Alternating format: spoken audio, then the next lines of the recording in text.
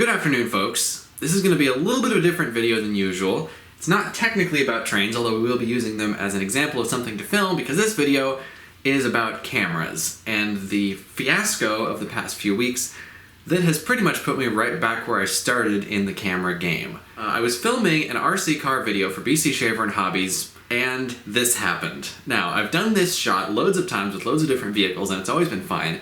But this was a much faster car than I've reviewed before, at least that I've done this shot with before, and the gravel screwed up the camera big time. It got way deep into the lens mechanism and pretty much destroyed everything. And while I did take apart the camera and get most of the sand back out, it did some damage while it was in there that may or may not be repairable.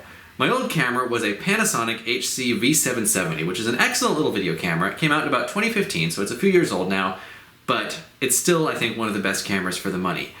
Now, I decided, in my infinite wisdom, that if I was going to spend the money to get a new camera, that I should get a better one. So I got the replacement that Panasonic came out with in 2018, which was the V800.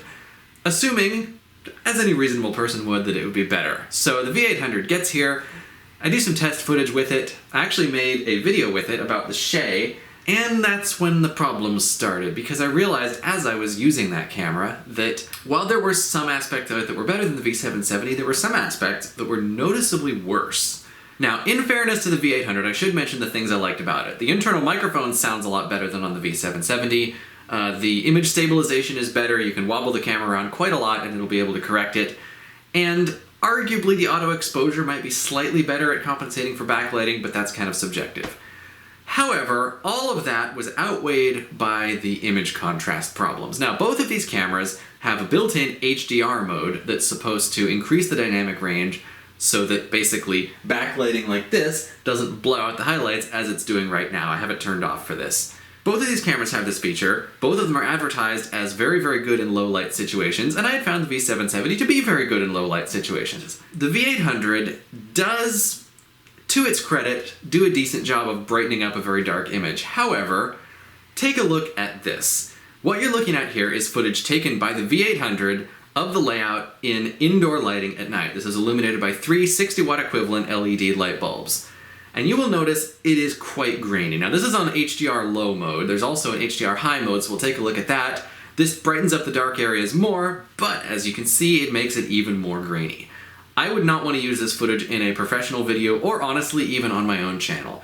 Now, if we look at the same scene from the V800 on auto settings, so no HDR, you will notice the shadows are blacked out so much that you can't really see any of the detail on the locomotive, especially down around the wheels. Now, of course, you'll probably say, well, just get more lights, and admittedly I probably should get more lights, but take a look at this for comparison. This was shot with my old V770 in the exact same situation, exact same lighting, at the same time, everything. This was actually after I broke it, so I couldn't zoom in. But you will note that the shadows are actually more visible and it's less grainy by a huge margin. This footage, provided I brighten it up a bit in post, I would be fine with using, and I have used in many videos. I did a bunch of tests along these lines because I figured I must be imagining something. I must be looking at it wrong. The V800 is supposed to be better. On Panasonic's website, they tout it for its low light capability. But the fact is, the older camera is just so much better in this respect. And either way, even if the new one was better, I still couldn't use it to film trains because with HDR on it's super grainy and with HDR off you can't see anything. This is the best footage I was ever able to get out of the V800. This was in full daylight, just like this, with illumination from both the windows and the overhead lights.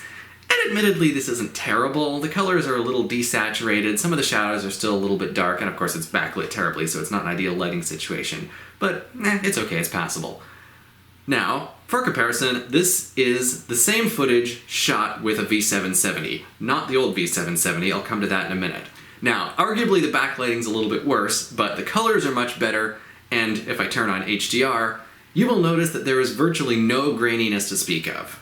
This is footage that I would be perfectly happy using in a professional video, provided I brighten it up a little bit in post, as I do with everything. So I think that's pretty conclusive evidence that, at least in the lighting situations I'm working in, the V770 is objectively the better camera, and more importantly, the V770 does what I need it to do, and the V800 does not. Which is why I boxed up my V800 and I sent it back. And I got a refund, and for the exact same price, I got a brand new V770, which is what I'm filming this on now. Comparing the two cameras back to back, it's a bit of a mixed bag. So there are things that the V770 does better, and there are things that the V800 does better, and for some people, I will admit, the V800 may be the right choice. But the huge weakness of the V800, and what I was really disappointed with, and the reason I sent it back, is that A, it does not do the advertised thing of being really good in low light, which is just incredibly grainy in low light, and B, it's much harder to get a good shot out of it in a less than ideal lighting situation like this one, where it's quite backlit. Like, I'll admit this is not ideal lighting, and this is not an ideal shot. The windows are completely blown out. But I'm able to get okay light on my face. Like, you can see me at least. I'm not just a silhouette against the window. Now, I did this shot in the Shea video with the V800, and admittedly this looks okay. This looks about the same as what I'm doing now, but I had a big old lamp right here pointed directly at my face, pretty much blinding me to get that shot. If I didn't do that, I could not get it to look this good. Now, I'm going to try one final experiment, and I legitimately have not tried this yet with the new V770, but I'm going to switch on HDR and see how this talking head shot looks, and see if I can make my face look okay and actually be able to see out the window, because I'd like to find out if this is possible. Okay, so this is really dark. It looks like I just turned the exposure down, but let's brighten it up in post and see how it looks, because most of the HDR footage from both Panasonic cameras ends up pretty dark. You can see out the window great, you can't see my face very well, but let's brighten it up in post and see how it looks. Now, I haven't seen this yet, so obviously I can't evaluate it, but I'm guessing it's going to be better than what I got out of the V800. And in any case, I'm probably not going to do this normally. And just out of curiosity, I thought I'd try this. This is with the camera on auto settings, so nothing manual.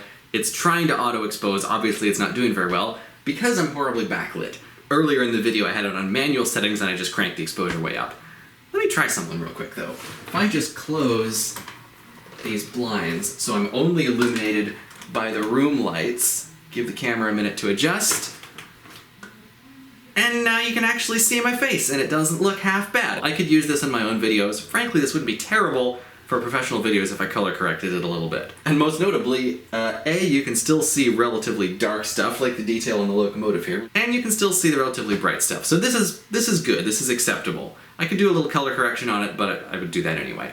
So arguably this is actually better than having the windows open. I should have done this from the beginning. Anyway, the upshot of all this is that I think, for my purposes anyway, the V770 is the better camera, and I'm happy with my choice to return the V800 and get another V770.